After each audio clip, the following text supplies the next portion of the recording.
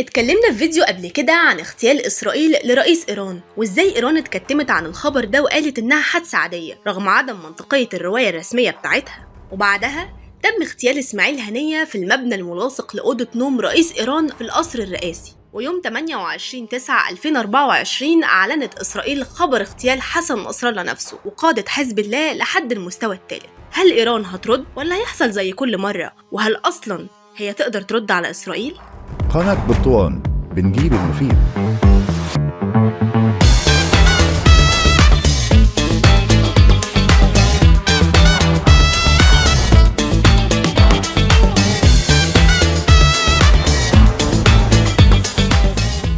مين هو حسن نصر الله؟ وإيه مكانته بالنسبة لإيران؟ حسن نصر الله هو الأمين العام لحزب الله، وحزب الله هو ذراع إيران في المنطقة، يعني جزء منها ومن نفوذها، وخسارته هتكون هزيمة كبيرة ليها وبداية النهاية لنظامها.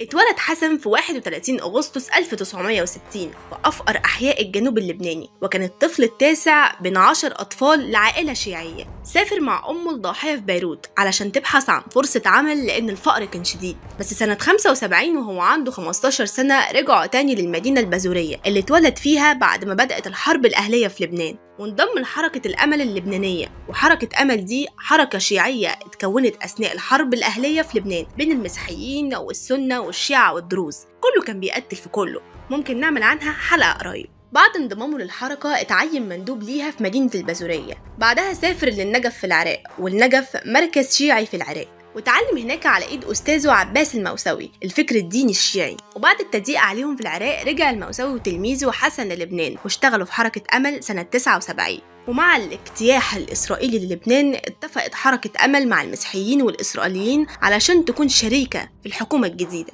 فانفصل عنها الموسوي وحسن وأسسوا حزب الله. يعني حسن نصر الله ما كانش بس قائد لتنظيم حزب الله، هو أحد مؤسسي الحزب. لما بقى 22 سنة انحصر بمسؤوليته في التعبئة وإنشاء الخلايا العسكرية، وبعدها مسك منصب نائب مسؤول منطقة بيروت، وبعدها بقى هو مسؤول المنطقة وترقى وبقى المسؤول التنفيذي العام للحزب. وسافر إيران كعضو بأعلى هيئة قيادية بالحزب سنة 1989. حسن نصر الله مش أول أمين عام للحزب تختله إسرائيل، عباس الموسوي الأمين العام قبل نصر الله اختلته برضو إسرائيل بضربة جوية سنة 1992. بعدها بقى حسن نصر الله الأمين العام للحزب، وقام بتطوير كبير لترسانة الحزب العسكرية وزوده بصواريخ طويلة المدى توصل للعمق الإسرائيلي، واستهدف فعلا شمال إسرائيل رغم احتلالها للجنوب اللبناني. في سنة 93 قامت حرب الأيام السبعة أو عملية تصفية الحساب حسب تسمية إسرائيل ليها بسبب صواريخ حزب الله على الشمال الإسرائيلي وموت 5 جنود. وكانت إسرائيل بتهدف لفصل الجنوب اللبناني عن باقي لبنان، لكنها فشلت في تحقيق الهدف ده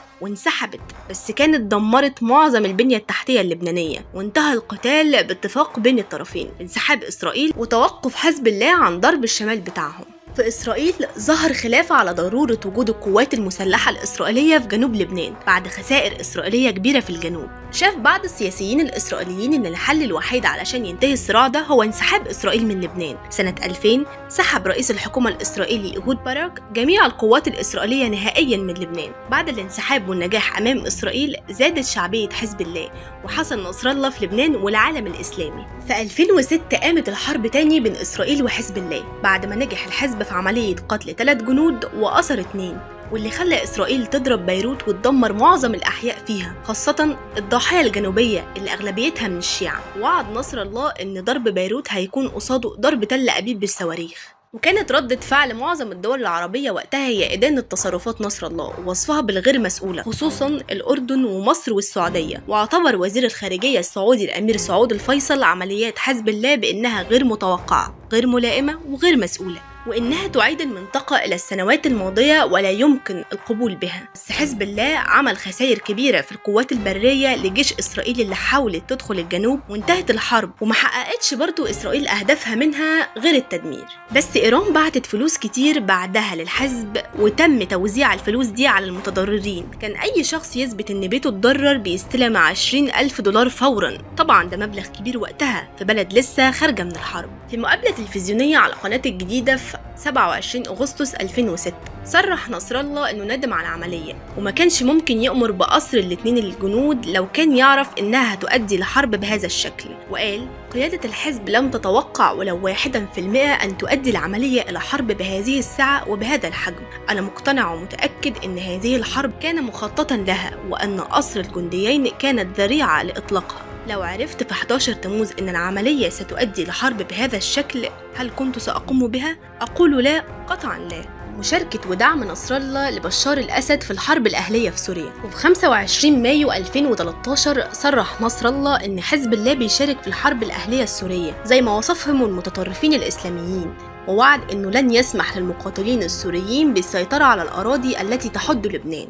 وأكد كمان إن حزب الله يحارب في مدينة القصير اللي موقعها يعتبر استراتيجي جنب الجيش السوري، وصرح: إذا سقطت سوريا في أيدي أمريكا، إسرائيل والتكفيريين سيدخل سكان المنطقة في فترة مظلمة. وفي يوليو 2014 اتقتل ابن أخو حسن نصر الله لما كان بيحارب في سوريا، وعائلة نصر الله شافت تضحيات كتيرة على طول الصراعات المختلفة.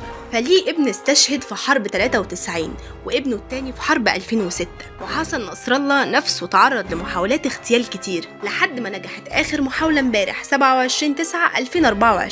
واللي تم تأكيدها يوم 28. ودلوقتي الحزب بيجهز القيادة الجديدة اللي مش هتطول كتير لو الحزب ما اكتشفش الجاسوس اللي تسبب في اغتيال كل قادة الحزب في أيام. الحرب الحقيقية اللي حزب الله اللبناني بيقودها دلوقتي هي اكتشاف الاختراق الداخلي اللي حصل بعد عملية تفجير البيجر واللاسلكي اللي وقعت آلاف المقاتلين وكشفتهم. وتاني حاجة مهمة مستنيين نشوفها هي الرد الإيراني على اغتيال رئيس إيران واغتيال هنية واغتيال نصر الله. هل هيكون للحكومة الإيرانية عين إنها تهدد تاني رغم إنها ما بتعملش أي رد فعل؟ ولا هيكون في حرب كبيرة جاية تستمر سنين وبداية النهاية لطرق من الأطراف وهتمتد للمنطقة كلها، خصوصا لو جه حد زي ترامب؟ من ردة فعل إيران على المرتين اللي فاتوا ما نقدرش نتوقع هيكون ردها إزاي على اللي جاي، بس هنشوف.